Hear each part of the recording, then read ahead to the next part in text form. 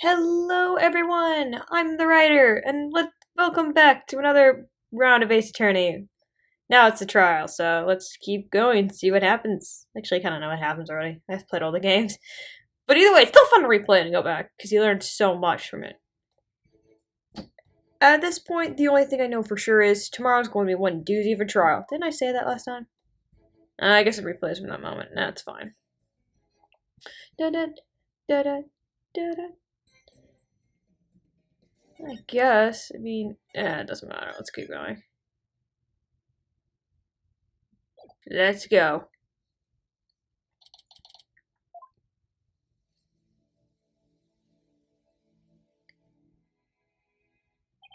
You okay, Athena? You've been really antsy ever since we got here.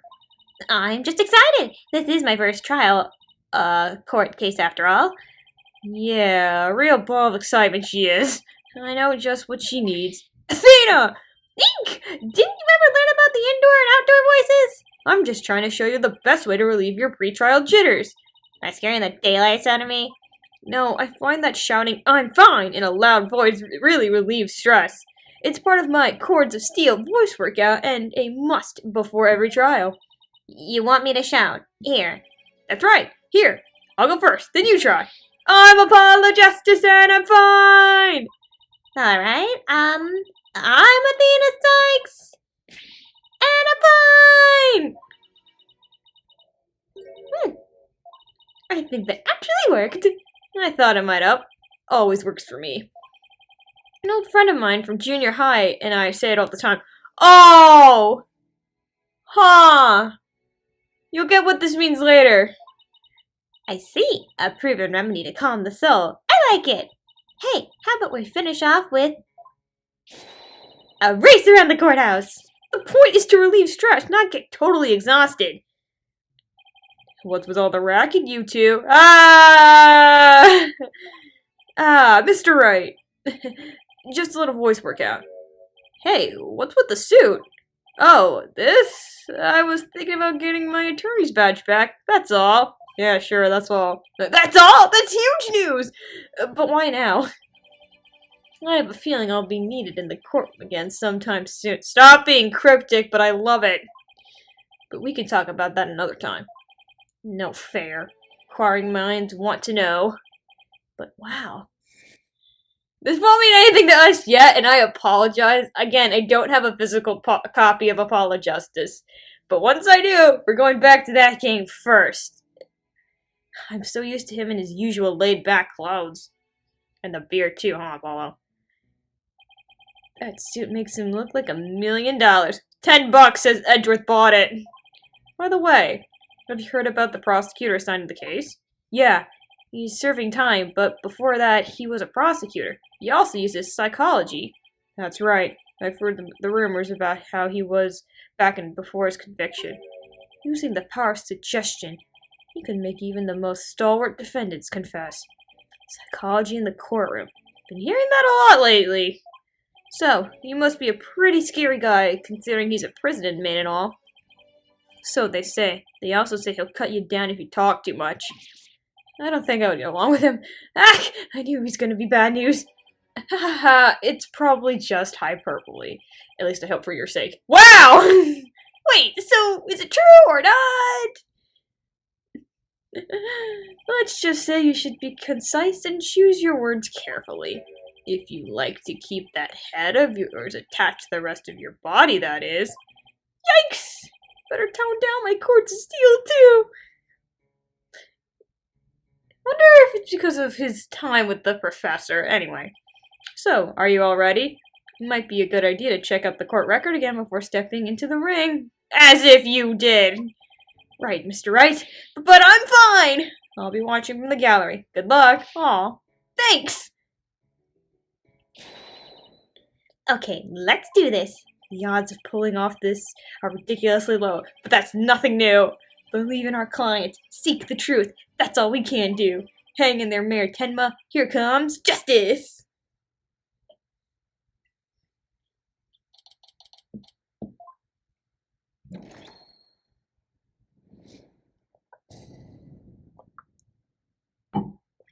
Ah.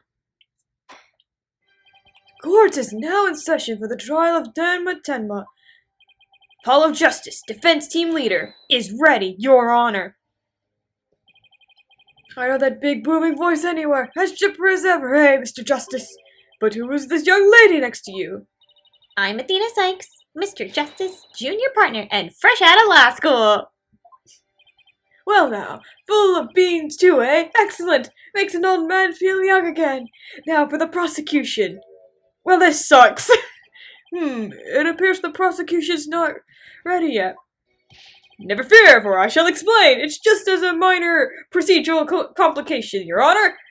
The prosecution for this case is being escorted from prison as we speak. Prison? Oh yes, of course. I almost forgot that he is currently serving time.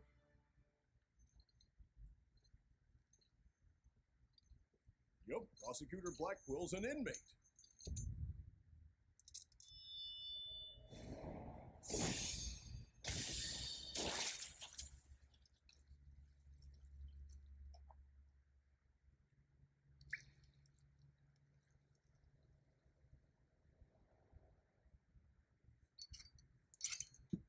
But even a convicted murderer still got a job to do and duties to perform.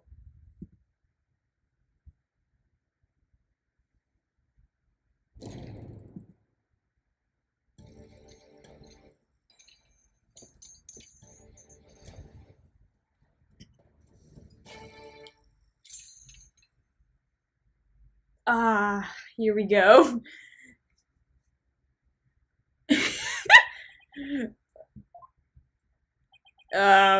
Who's that with the back, with his back over there to us? That's him, I'm sure of it. Prosecutor Blackwell. Is the prosecution ready? Oh my god. Enough jabbering. Get on with it already. Of course, forgive me. Were all the people related to this case so scary? Oh, man up. Very well, Prosecutor Blackwell. Your opening statement, if you please. What's the matter? Must we continue to fritter away time like this? It is all right there in the indictment. An opening statement would be pointless. Pointless? Well... Looks like the cat, or in this case the prosecutor, has the judge's tongue. But we need an opening statement as an overview of the case at hand. Well then, your baldness, if it's so very important, why don't you do the honors? Who, me? There's a term for people who whine and fuss about how they need silly, useless things, and then decide they no longer want them once it's theirs. A selfish old fool. Huh? Wait, was that the prosecution's opening statement? Old daughters, such as you are a plague upon the young. I pity your poor grandchildren, or is it great-grandchildren? What is happening? All these years I thought the opening statement was the prosecutor's job. But I suppose I could give it a try. Might be a nice change of pace. What? You actually fell for that?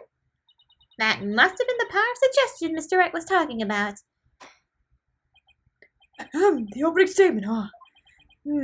Let's see here. The victim was one Rex Cube, alderman of the Nine Tails Vale. As the defendant Tenma, mayor of Tenma is accused of his murder. And why, pray tell, was the mayor arrested? Pray tell! Oh my god! I haven't heard that in ages! Anyway, his prints were on the murder weapon. Plus, he had a motive, the elimination of the biggest roadblock to the manipulable merger. And the caretaker and the secretary, other potential suspects, both have alibis. And his daughter, who was also the Zizzy of the time, of the incident, has no motive. So in a nutshell, I have to say the charges against the defendant are uncontrovertible. Wow, your boldness. Your years of experience shine bright like your head. Whoa, flattery will get you everywhere. He's playing Simon Says with the judge. I'm sorry, that made me laugh. Moving right along, let's hear from our first witness today, Detective Fulbright. Oh, God.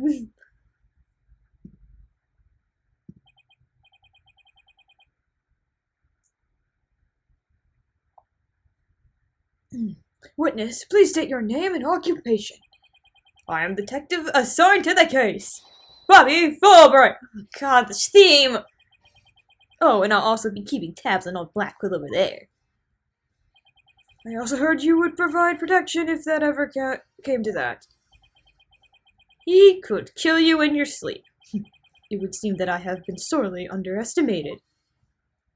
Wait, who's protecting who from what? I don't feel safe all of a sudden. Still, I truly believe. Oh, whoops! Ah, frick! I messed that up. Fulbright, save your platitudes for funerals. Get on with your statement. Ah ha ha! That's the spirit. Justice must be swift and true. I see it in your eyes. There is hope for your rehabilitation and return to society. I will never give up on you. That's a bit. Alright, pal. Prosecutor Blackwell doesn't seem to intimidate Detective Fulbright. Well, you know what they say. Ignorance is bliss. Oh, so that's why Detective Fulbright was assigned to Blackwell. He's so oblivious. We're all gonna die here. Now, let's have your first statement, Detective Fulbright. You got it. But first, I'd like to say to the defense that justice will ultimately prevail. I miss you, Emma. I really do.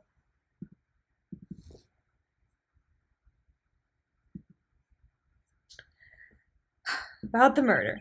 Alderman Cube was murdered with a spear that had been on the wall. The fingerprints of the defendant, David Tenma, were found on the murder weapon. At the time, Alderman Cube was asleep from a drug he unwittingly ingested. Ah, forget it. Where Tenma attacked his helpless victim, impaling him like a human shish kebab. But the sudden pain jolted the victim awake, and he grabbed the statue to strike back. Who would fight with a statue? Well, if it's in the first case, it makes sense. Alderman Cube had been subject to some kind of sleeping-induced drug. That's right! The accused was scared because the alderman was a former pro wrestler, so he slipped him a drug to make sure he would be out cold and defenseless. Here's the autopsy report to prove it! Thank God we're not fighting Edgeworth. And the victim managed to attack his attacker despite being impaled by a spear! That's almost superhuman! Is it even possible? Well, he was a former pro wrestler after all. The spear was probably nothing more than a mosquito bite to him. Objection! Not so fast. Don't try to brush it all off by saying the alderman has been a pro wrestler. Do you really expect us to believe he could be Yeah, frick. I'm messing up lines. I apologize. Do you really expect us to believe he could fight back after being skewered by a spear? Never heard of the incredible feats of which man is capable of in a pinch, have you? Like the samurai of yore, wrestlers can battle through intense pain. It sharpens their senses. I used to talk about it with a former wrestler I met in the clink. I don't know. It still sounds a little far-fetched. Does it now?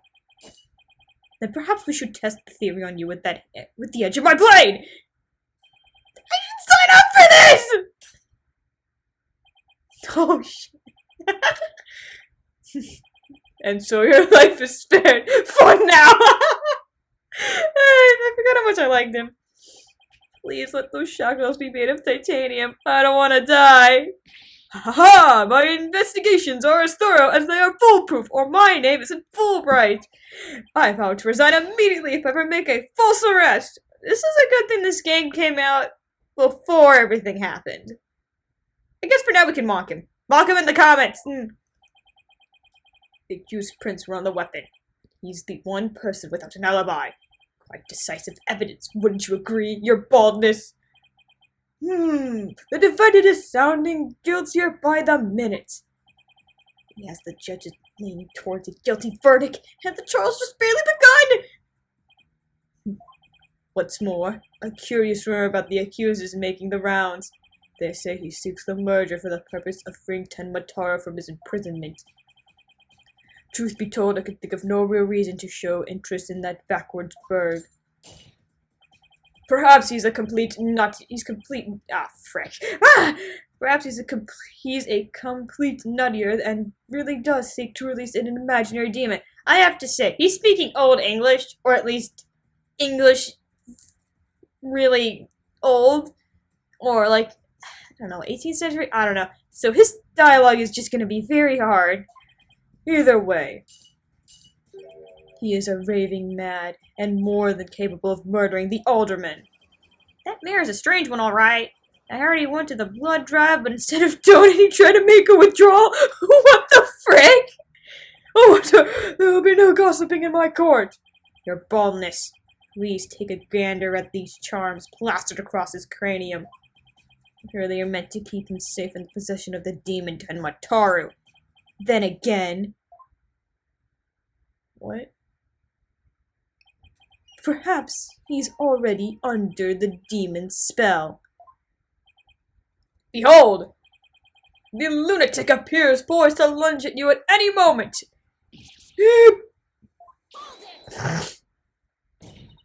The rumors and quirks of Mayor Tenma have no relevance to the case. Besides, those charms on his head, they're just a fashion statement, I think. Come to think of it, such things don't seem relevant to the case, do they? The prosecution will refrain from dragging our client's reputation through the mud. Oh, what a dreadful, fearsome lass we have here. Phew! Thanks for the lifeline, Athena! Careful, Apollo! He has the judge dancing in the palm of his hand! The power of suggestion is the one of the more powerful tools in Simon Blackwell's arsenal! He's trying to manipulate everyone's impressions to suit his objectives. Yes. This guy really is bad news. In any case, since the victim didn't manage to defend himself despite being impaled, what sort of weapon did he use against his attacker? None other than this statue right here. It appears to be a statue of two strange creatures locked in battle. Two yokai to be exact. On one side is the nine-tailed fox, and on the other is Tenmataru. Quite interesting if you think about it.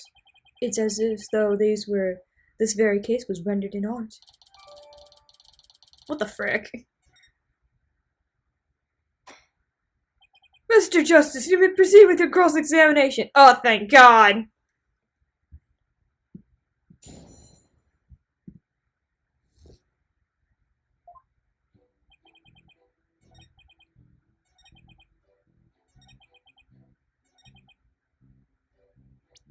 Look what he did! No, Prince. Did the alderman really strike the mayor? What? Are you questioning my sense of justice? I question your worth, Eket. Your so-called justice needs to find itself a pair of legs to stand on. Dang, Apollo! Your claim the alderman struck back after the mayor put a spear through him? But the statue he's supposedly used to defend himself creates a major hole in your theory. It would appear that the defense has a counter-argument. Very well, let's hear the defense thinks of what is odd about the detective statue's theory. There's no prints, are you kidding me? At least Emma would get the luminol testing going. There were no fingerprints on this supposedly crucial piece of evidence. And if you look at the crime scene photo, you'll notice that the alderman isn't wearing gloves. Yes, I believe he is quite gloveless indeed. If he touched the statue with his bare hands, he should have left some fingerprints. Detective Fulbright, you did take that into account during your investigation, didn't you? Ah, this can't be happening! Did I arrest the wrong man?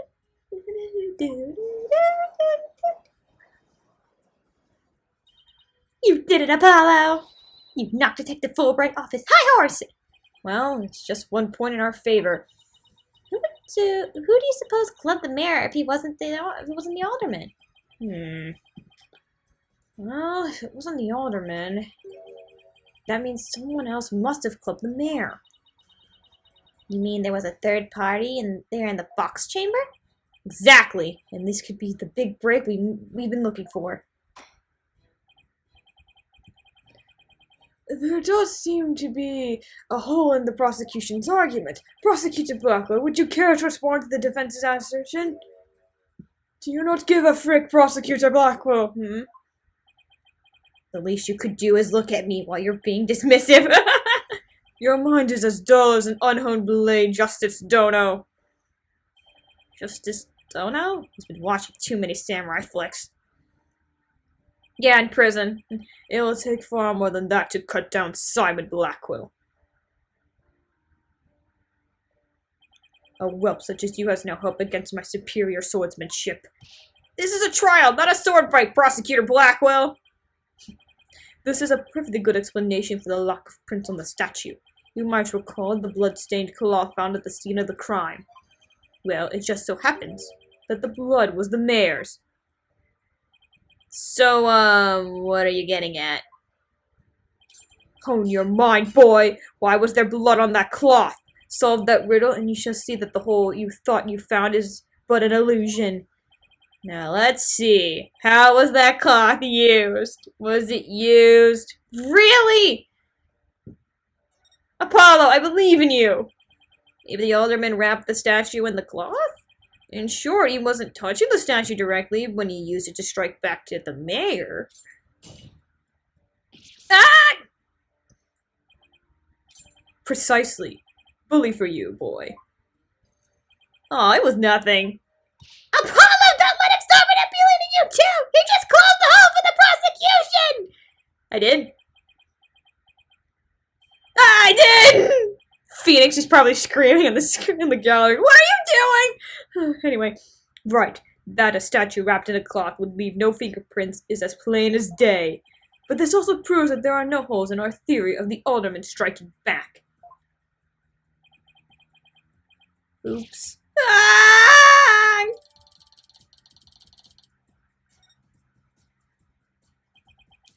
Now do you see how dull your mind is? I'll make sure to sharpen it next time. A particular fighting inmate once told me that. He always tenderly honed his blades before he went to work, like the samurai of yore. Samurai? Sounds more like a homicidal maniac to me! Actually, he was working in the prison kitchen at the time. Wait, so the inmate was a murdering samurai prison chef? This prison sounds interesting. It would seem that the victim and his killer were the only ones there after all. I was kind of attached to that hole. Now what? Apollo, I just thought of something. If they didn't find anyone's fingerprints on the statue, who's to say someone other than the alderman didn't hit the mayor with it? Why didn't I think of that? Anybody could have left no prints on it! Then who, pray tell, struck the mayor with the statue? Please illuminate us with your wisdom, young lady. There's only one answer. The real killer. Prove the existence of this real killer, then. What evidence have you? I'll give you evidence, all right. Athena, are you sure about this? To borrow your words, Apollo, I'm fine. Take a look at this. Black feather and track, allegedly from a yokai, were found at the scene. I believe they're from the third party who struck the mayor with the statue. Is the defense actually suggesting some sort of monster killed that alderman? That's exactly what I'm suggesting. You're dooming us. No, Athena, you just lost what little credibility we had left! Sorry, guess I got carried away. Mr. Justice, we have no time to deal with objections between members of the defense. Sorry, Your Honor. It's just this kid's still, well, a kid. She will beat you. Ouch, you meanie. I'm reporting this to Mr. Wright. He's watching from the gallery. He's seeing it all. So this court is to believe that feathers and tracks are from a yokai, as you put it? No, Your Honor. I believe they are a fabrication. The real killer wants us to believe some kind of monster murdered the alderman. Interesting. And why do you suppose the killer would do that? Why indeed? Mr. Justice, you seem as new to this as your partner is. Ouch! I'm not reporting to Mr. Wright. He's watching it all. Ho, Fulbright, explain to his baldness what these brats are missing. You know, the who and why behind those feathers and tracks. What? You mean you can explain all that? Ha ha ha! Our investigation power. Frick. Our investigation prowess is without equal. I'm starting to think I chose the wrong profession. Only now? Only now. Alright, Apollo. Very well, let's hear about these so-called yokai feathers and tracks. Tracks! I don't get paid enough for this, I feel like. Anyone else? Feathers and tracks. The entire case centers on one man's attempt to crush opposition to the manipulable merger. The mayor Tenma panicked when the amazing Ninetales helped embody the protesters, so he stalked the village's So he stoked the village's fears by fabricating a monster. The strange feathers and tracks he planted made it look like a yokai was the killer. These feathers and tracks stoked the village's fears. Absolutely! He knew exactly how to prey on their superstitious minds!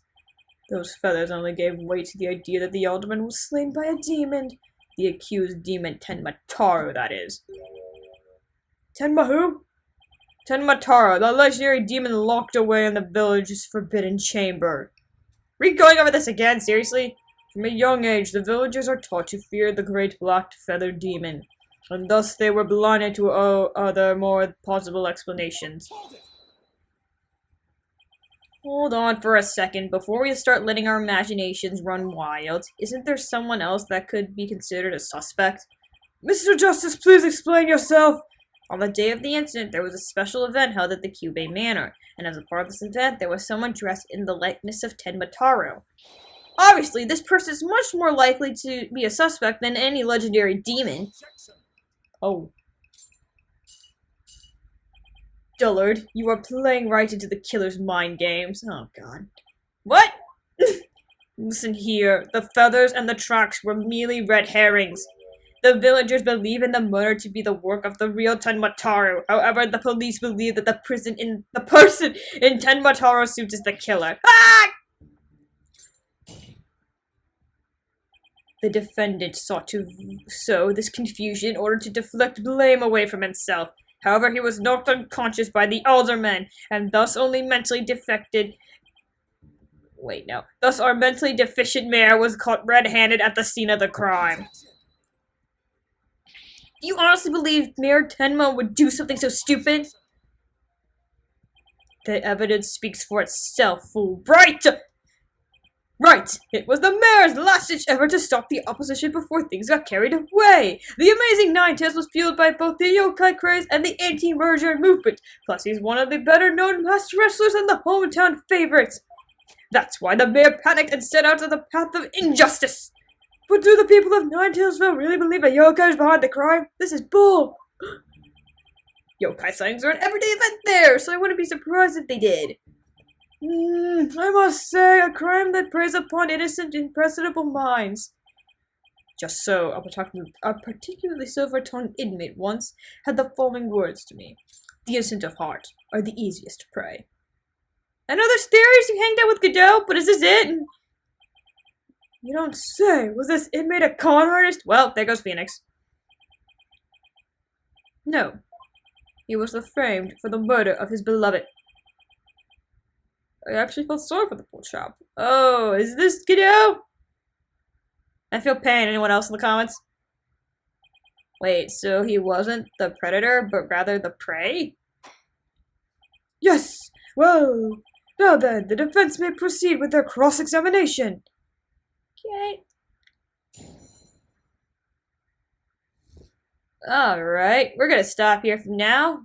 Thank you all for tuning in. Be sure to subscribe, and there'll be more of this later. Bye!